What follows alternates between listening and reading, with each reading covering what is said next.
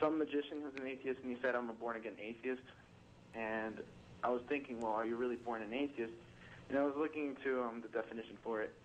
And there's something called implicit and explicit atheism. Yeah. And I don't know, the only reason why I don't really agree with that people are born atheists is because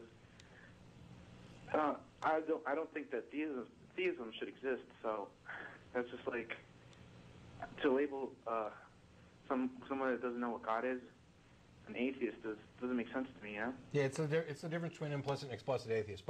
Yes, babies are born atheists, and guess what? Rocks are atheists too, but that's not what we're talking about.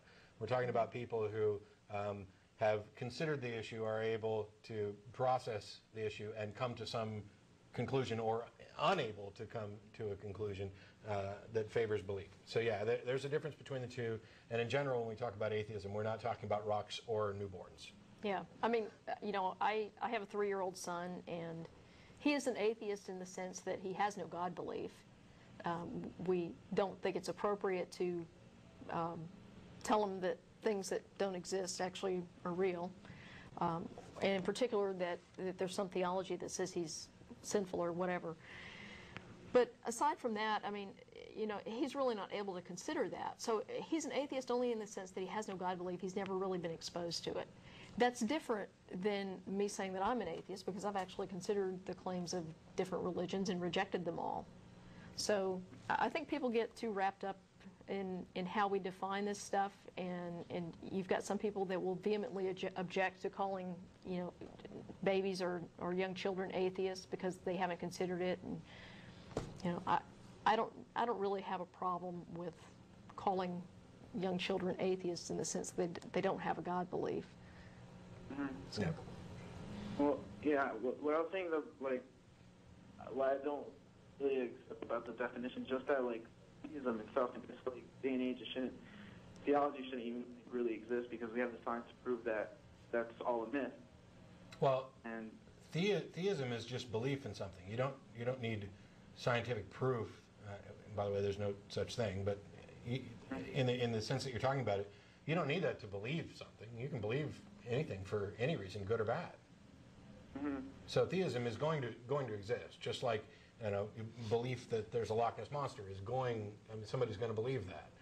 That you're going to have a hard time coming up with anything that somebody is not going to believe. So yeah, it's going to exist with or without. I mean, if there was evidence, if there was scientific proof in the sense that you're talking about it, we would probably start shifting away from just calling it belief and moving it more towards knowledge, where we are approaching a much higher degree of certainty. Mm-hmm. Yeah, I don't know. It's because, like, just believing in God is more like deism to me than theism. Theism says what God wants and all that other stuff. But yeah, the people who claim to talk to God or know what God wants, I don't know.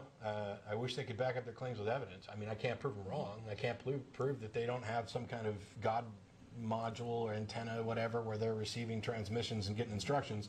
The only thing I can say is that whenever we do take a look at the instructions that these people are supposedly getting, some of them are dangerous, some of them are silly, and some of them are just wrong. You know, how many times has, you know, somebody said, oh, I know God wants me to do this because it's going to make my life better, and it turns out to make their life worse. And then when it's done, well, it was my fault. God had the right plan. I just screwed it up. I mean, you know, God's in this win-win scenario across the board.